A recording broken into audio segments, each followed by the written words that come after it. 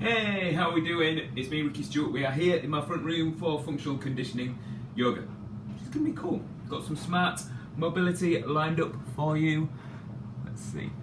Got a new layout every time. Facebook keeps updating its stuff. It's cool. Okay, let's see. Oh, look at that. I didn't even tidy my cushions. Oh, what an amateur. What an amateur. Alright, so you know that I kind of like starting yoga classes in my front room, at least perched on the edge of a seat like this, because it gives me options. I feel like I can explore shapes just a little bit easier from this place. So if you can get yourself into a similar kind of shape, then we can have a little talk about what your spine is doing in relation to your pelvis, in relation to your rib cage, because your knowledge is power with those things. Your proprioception, your understanding of your own mobility can really help you to unlock potential, and not just athletic potential. It can just unlock potential of how you move yourself around your world in work and play and exercise and everything. So, perched right at the edge of your sofa, see if you can feel what orientation your hips are in. So that means that if you kind of slouch a little bit and your coccyx drops down towards the sofa, and your pelvis is kind of turning like this, and you can imagine the back of your spine is kind of lengthening out as the front of your spine kind of shortens. Those discs get pressed down this way, and then when you pick yourself back up and you kind of lift coccyx up, and it probably pairs along with this bottom rib flipping up, then you can imagine your pelvis kind of tilting forwards like this, as you get the back of your spine gets maybe a bit close together, or maybe even just to neutral, and then the front kind of opens up like this. And I really like you to get your head around how your pelvis is in relation to your spine, in relation to your legs. It's a lot. It's like a maths equation where you've got to kind of remember what the original number you were thinking about is while you do some calculations, and then you get the answer. You've got to still remember where you started at to make this stuff work.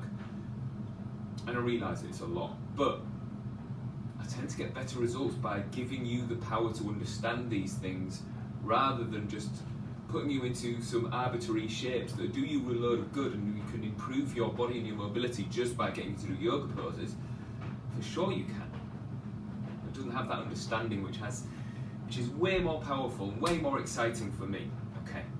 Let's get into this little side bend then. So, relax your jaw and see if you can just move the side of your rib cage down towards the side of your hips.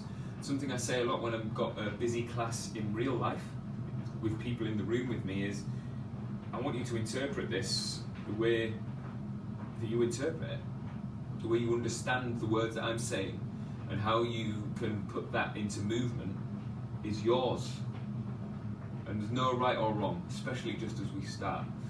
Something I do want you to try and work on as you do this little side bend, where it's kind of nice and easy, is that your head stays kind of still. You kind of stay focused so that your head doesn't move around too much. I love teaching balance. I love getting people to be able to balance more, to be able to stand on one leg, because it's a right of ours as humans, as bipedal creatures, that you take a stride and you're on one leg for a split second at a time every time. That's your movement, that's your balance that you are doing every single time you take a step. And for most of us, we can walk reasonably well, that you don't fall over every time you walk. However, if you pull yourself out of that shape that you've practiced and you've got down since you were a toddler, things get a bit harder. You can get used to all of these different shapes and make yourself like a moving tower of Jenga, with moving parts, but the blocks never all load up on one side, so you end up falling down and crumbling, because you've got a structure you can get. Okay, then let's see if you can roll your pelvis down so your coccyx goes down.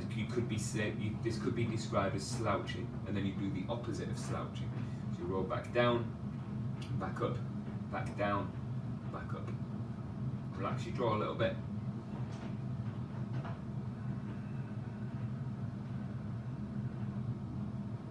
Just keep this moving. See if you can soften shoulders down.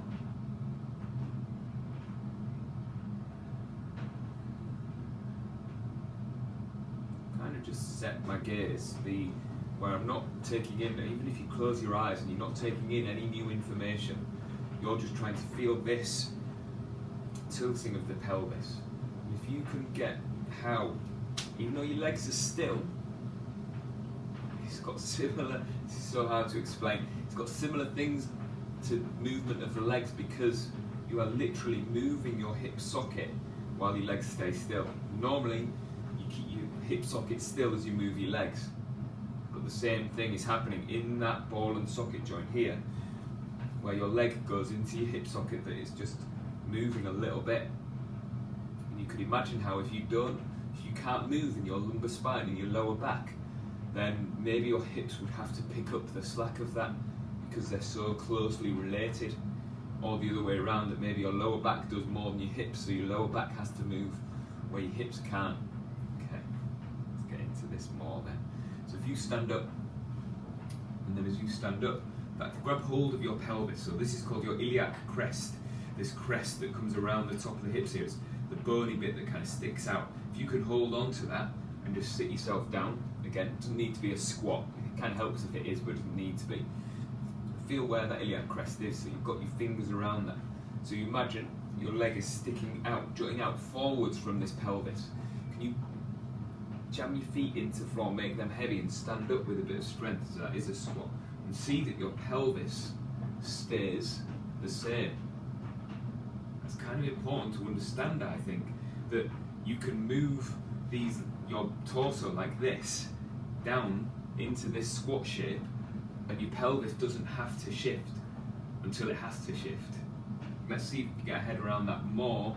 When you move this leg, this pelvis doesn't have to move, and it might be your habit, so this is our balance practice here, that every time you bring your leg into extension, it comes back behind you, your lower back does this, so that leg can get behind you like this, and it ends up being spine plus pelvis tilting plus not as much hip movement. That leg will probably just stay reasonably linear in there, and that's when we are a little bit overactive on our spine. So let's see if you can keep this pelvis really still and just get this leg swinging forwards, swinging back, swinging forwards, swinging back. And you might need to tune into these muscles in your belly a little bit and try and tense. Remember what I said about your vision and your eyes and keeping your head still. When my head is over the top of this balance point, balance becomes much easier. When I have a counterbalance to the swinging limb, so this right leg is swinging, I've got this left hand doing exactly the same. So when my right foot is forward, my left hand is forward, so my right foot is back, my left hand is back, and they follow each other. Now, you can, hopefully, make this like your moving Jenga tower, that you can keep this moving, and even if you throw some different shapes in, like you come out to the side, like this, keep balance. And that balance, as much as I've got to cling on to the stability of this standing leg, seems easy for me. This sideways movement is kind of important. I'm keeping my pelvis still. I'm just moving the leg around in its hip socket. It doesn't matter if you fall out of this every now and again. If your big toe peels up, you're out. You fall over. If your instep collapses like this, you're out. You've fallen over. Not fallen over. You've just tapped the floor. Hopefully you haven't fallen over. But you can teach yourself all of these shapes. So if you can balance here, and you can also balance here, you can stitch those two things together really easily, because you travel from here to here, from here to here, because you know the balance and the structure all the way up. So if this is one Jenga tower shape and then this is another Jenga tower shape, you can travel between the two. I'm not sure if that really works as a comparison, but I know what I'm trying to say. Now, if you watch my t-shirt here, look, I'm going to try and tense the muscles in my belly to keep my pelvis still. I can even use this hand as a clue as to what that iliac crest is doing. If I feel that iliac crest kind of tilting like this, then I know that I am sharing this into my back, which isn't a bad thing. None of this is between right and wrong. It's more about just practice of control and understanding how your joints move. Okay, let's try that on the other side then. So keep this big toe down, make this footprint bulletproof, keep your head over the top of the balance point, and then see if you can just move this without moving your pelvis. You can hold on for a second while this movement's small. You don't need this counterbalance so much, sorry. So, let's see. Yeah, I've got that down now. I can feel like my lower back isn't moving, and use my hands to get clues as to what I've got going on, and then get into this just a little bit more. And just kind of relax. Feel like my big toe, pad of my foot, is really owning this. And then can I go side to side like this? Feels alright, feels pretty good. That's it, forwards and backwards.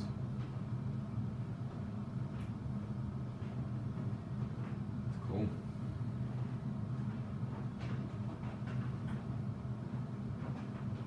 That's it.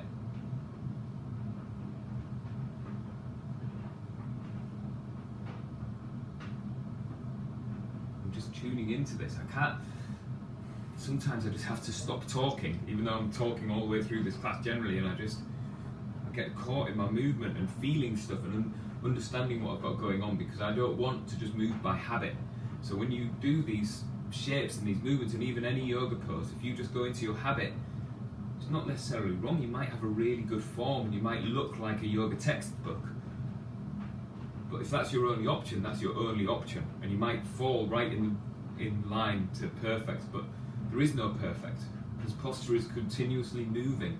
We are extending and flexing and side bending and rotating in life, and I want to see if you can get all of these shapes as close as you possibly can to being yours, that you control, and they're not just by consequence or by habit. You can just take yourself there and understand how it works. So let's work that into the spine. So we haven't done any cat-cow yet. Normally I'll put that in the beginning of the class, but let's see if we can do something similar standing. You notice that my feet are kind of wide. You get your feet kind of wide. Tense your bum muscles, cross your arms over your chest, make a fist, push your fist kind of lightly into your chest, and then see if you can bring this rib cage down, and imagine hanging off of your muscles down your spine, like down either side of your spine, called your erector spinae, and then see if you can lift the collarbone, lift your bottom rib like this, and then pull yourself back down. Can you make this movement happen kind of slow without moving your pelvis? So it's very similar to what I've got you to do seated on the chair. That's it. And then see if you can go side to side. You feel the side of your rib scrunching up, side of your rib scrunching up. Breathe.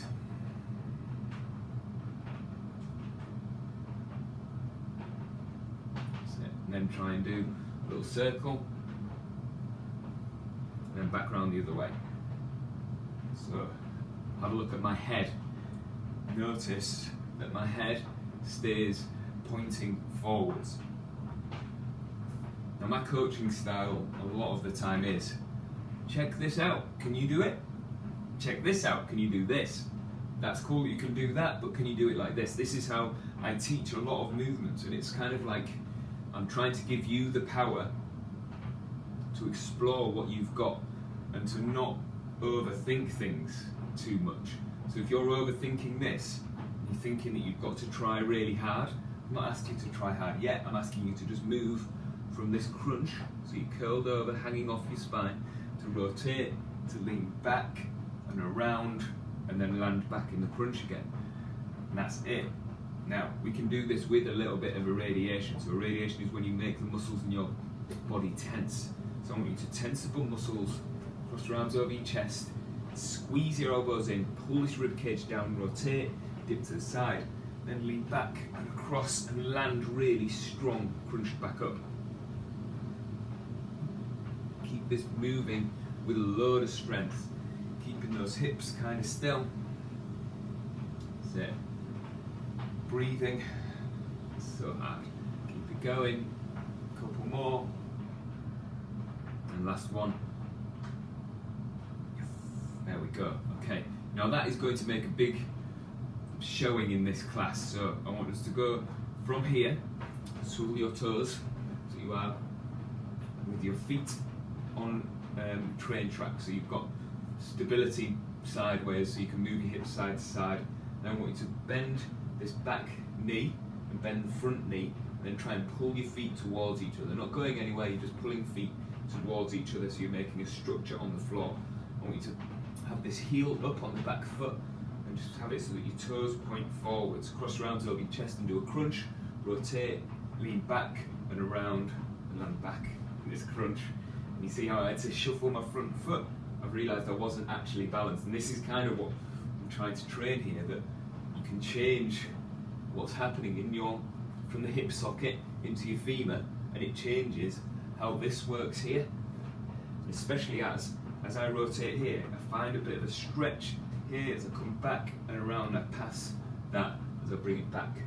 I'm trying to stitch this movement and this stretch here into your everyday shapes that you make. So maybe you throw the ball for the dog. This is my left hand, I'm not throwing a ball with my left hand ever, but I'd like to be able to have that rotation here. I can wind up, throw, and the ball will probably just land next. I'm very right-handed, but that's okay because I've got the stuff here to be able to do it. I hope that makes sense. That's it. Last one. Perfect. Let's try that on the other side. So, bend this front knee, bend this back knee, get yourself all stable, flip the rib cage up and rotate around. Every time you get to the front, see if you can change direction. That's it. So I've made myself nice and stable. I can keep my balance when I keep my head looking forwards. Quite often people say to me, I haven't got good balance, I haven't got it, I don't have good balance. And you might not turn up with good balance, but I can teach you how to get good balance. It's just shapes. You've got to be able to stitch those shapes together and make stability wherever there's underneath, wherever there's movement. So if I can be stable here and move here, then that stability can deal with my side to side, my forwards, my backwards, my rotation, and all of the things, especially as my weight comes outside of the balance point. I've just got to press down the stability here more, and then we can improve what we've got. And this is a huge part of yoga for me, which is why I suppose this isn't a real classic yoga class, because I don't give you any Sanskrit names for poses. I do know them, I'm trained in yoga, but I've got too much to say about our anatomy and things without having to confuse you with what Virabhadrasana 2 means, which is Warrior 2, if you're wondering. Could have guessed because it's got 2 on the end. That's it. Perfect. Okay, now let's get into some actual stretchy stuff. I want to do some things while we are stretching, so I want you to get yourself really stable. The sofa wins for me for this. If you're doing this in your bedroom or in the gym or something, anything that you can get where your heel is lifted. It could even be the seat of the sofa like this, because you just lean forward until you find the stretch. When my legs are up this high, I just don't lean forwards quite as far, and it's still the same stretch here on this. And because you are looking at me exactly side on, so you can get this, that my pockets go across and my foot is right ahead of my pocket. So I don't want to see you like this. Not wrong, and sometimes I probably need this stretch, but for today what I like being specific about is this. Pelvis is in line with the arm of the sofa in front of you. Okay, I want you to lean forwards and see if you can. Let's go opposite hand to opposite foot. See if you can touch the toe with the opposite hand. And it might mean that you curl your spine over, definitely means you're going to rotate a little bit, but that's okay. If you can't reach your foot for whatever reason, your hand on your knee is absolutely fine, or your hand on your shin, or your hand on your ankle, wherever you feel like you can put this hand as a marker that it doesn't move. And let's see then, the other hand, reach it as far forwards as you can.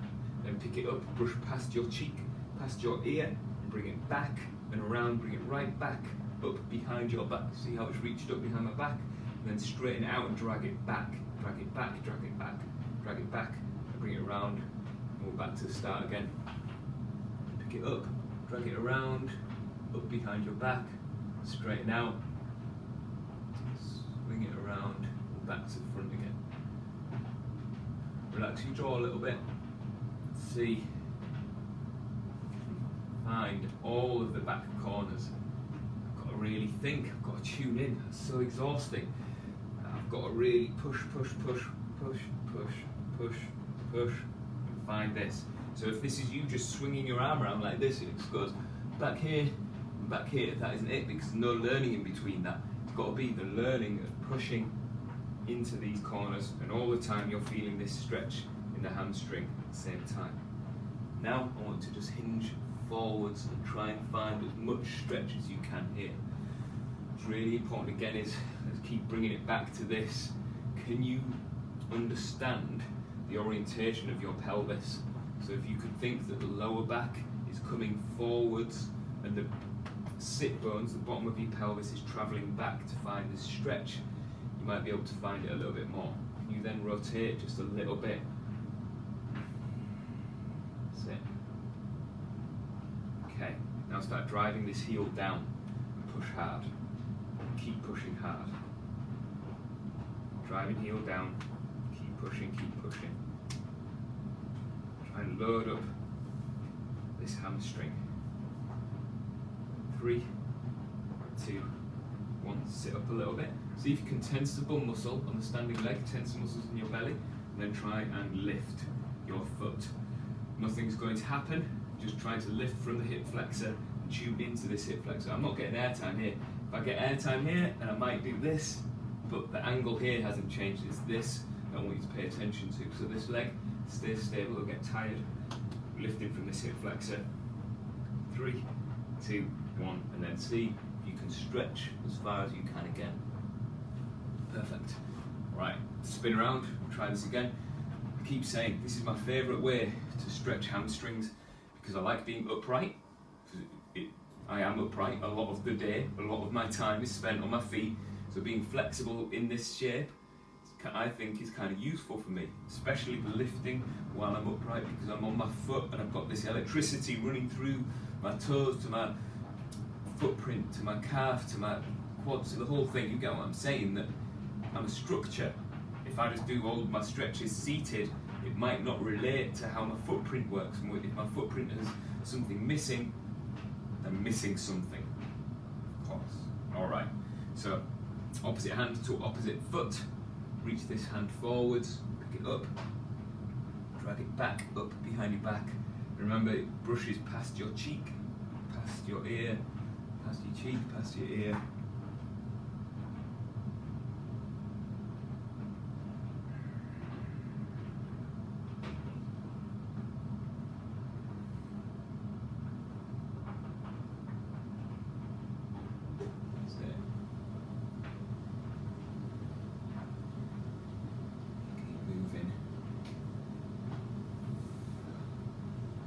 Exhausting.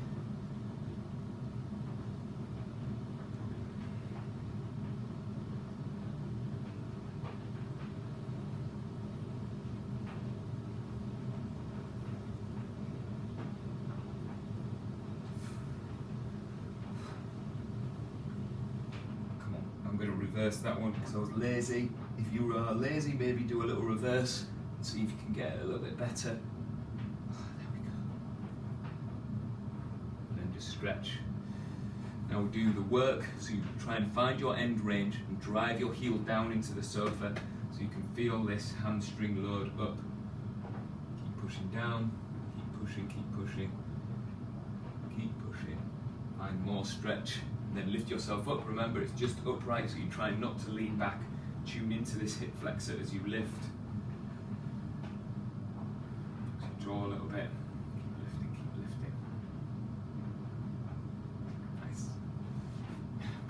Out. Then let's see if we can use that hamstring flexibility. So I want you to go one foot just a little bit in front of the other. So if you bring your heel across, it taps your big toe. That's how long your stride is here. Little bend in both knees. Flip your rib cage up so you're in this lumbar extension. Can you keep lumbar extension as you hinge down to try and reach for this foot? You shouldn't be able to touch this foot. If you are touching the foot, either you're very, very flexible, or you've shared this into your back.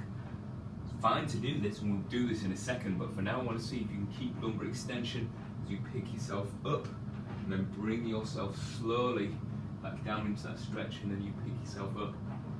I'm tuning into this hamstring, trying to feel what it feels like to control what I've got. And my hands can be a massive clue as to what I've got. So maybe hands on my rib cage helps, maybe hands on my lower back teaches me that I can keep hold of that stuff, keep looking for this stretch here. I can even use my hand on the muscle that's stretching, which is kind of nice actually for me, because I can poke around and feel where it's tight, where it's performing, where it's not performing. Perfect. And then swap legs. So your toe taps against your heel, little bend in both knees. Find a stretch, bring it back. Find the stretch, bring it back. So this lower back stays flipped up like this. So it's not the lower back flipped up, rib cage is flipped up. So I want to see if you can feel this hamstring go from its stretch to its contract. And swap legs again, last time. And then bring yourself down and just hang out in hamstring stretch. Big focus on hamstrings for this class today. Hamstrings and spine health is really what we've been working on. Hanging out, stretching, breathing. Pick yourself back up. And pick yourself back down again. I know this keeps going. And then hang out here. Now try and pull your feet towards each other. I want you to feel like you are contracting this hamstring, this leg, this muscle down the back of your leg is like being strong. So keep pulling. Keep pulling, keep pulling. And then pick yourself up. Swap legs. This toe right at the side of your heel. Bring yourself down into stretch. Just hang out, hang out.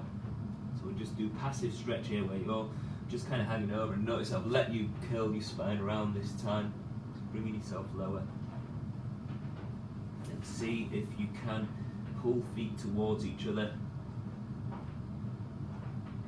Pull in strong, pull, pull, pull, keep pulling, getting stronger, stronger, pulling those feet towards each other. Back, up. Cool, okay, let's look at some hip stuff then.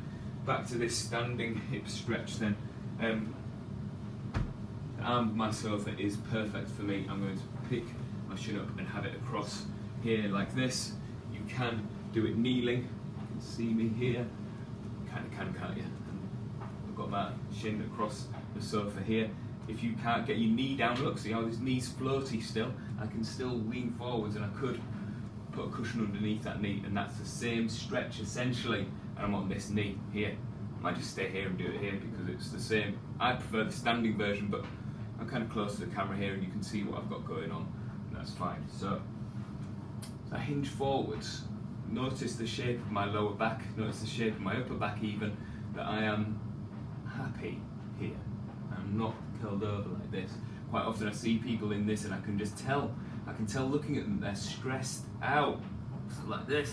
Shoulders have shrugged right up to their ears and they're reaching and trying really hard, and I'm just after a little bit of persuasion that this outside of your hip is capable of more than what you turned up with. And I can feel this stretch here. It's good. It feels kind of nice. And I can explore it a little bit as well. I can move my hips around a bit, I can move my shoulders, move my neck. I can even do what we did just then. I could practice my shoulder stuff and I'm still in this stretch here. And then start driving down. I want you to push your ankle, your knee down hard into this cushion. Load it up and keep pushing. Keep pushing, keep pushing. Going 3, it's getting tired. 2, push harder. 1, and then pick yourself up. Let's go back up into standing. Oh, and with that hip that you just had stretched, I want you to pick it up as high as you can like this. So this is external hip rotation. Now, can you let that foot hang and then pick it back up to external hip rotation? Let that foot hang and then pick it back up. See how far away I am from that massive hip rotation. So that's why I can't get down there and have my shin parallel to the floor like that. I don't own that mobility yet. That's why I like this version of this, because it's humbling. It shows me what I've actually got, and I'm persuaded myself I'm capable of a little bit more. Okay, I'm going to do this on the other foot. So if I put my foot on first, then let my knee hang out to the side and drop down onto this knee. There we go. So I've got this shin coming across my body. I'm kneeling down, and then I just hinge forwards just a little bit. This is it. This is cool. We just hang out here for a little bit. See if you can breathe. You can move your hips around a little bit. I feel like I've got a bit more flexibility on my left leg here. It's quite different. That's it. And then start pushing this shin, this ankle, this knee down, load it up. Keep pushing. Keep pushing down, keep pushing, keep pushing. I'm trying to load up the outside of this hip. It's right here, right on the outside of my bum muscle. Keep driving down. 3, 2, 1. Pick yourself up. And then see if you can get yourself as close to that standing as you can without anything there. This is it. And then let that foot hang, and then pick it back up again. Let it hang, pick it back up. There's no wonder that every single thumbnail of me teaching classes, you just pick a screenshot, is me just going, oh, it's so hard and gurning, because everything's tough. I teach my body by pushing into these corners, and then because I've pushed into those corners and I own that mobility because I've tuned into it, I'm strong there, perform better. Okay, then bring yourself back into seated, and here. Let's just have a little think about this spine stuff again. So you're perched on the edge of a bed, on the edge of a sofa, a stool, a chair. It doesn't matter what it is. It almost doesn't even matter what height it is within reason. As long as you can just sit and get your knees out of the way. So you pull those knees out like this. Can you flip the bottom rib up and drop belly down, and then pick yourself back up. Put yourself down, pick yourself back up. Put yourself down.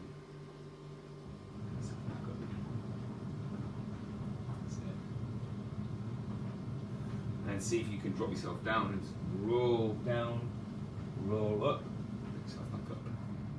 Try again, move forwards, roll down, roll up, pick yourself up. Last one. Cool. Okay, and bring your palms together. Thumbs to forehead, tuck your chin and roll forwards. Namaste. Thank you so much for hanging out with me. I appreciate you all. Please let me know what it is you're working with. Let me know what you like, let me know what you need, and we'll work it out. I'll keep helping you to realise your potential in movement and strength. It'll be fun. Alright, enjoy your Tuesday, whatever day you're watching this. I'll see you very, very soon. Alright, bye everyone. Bye.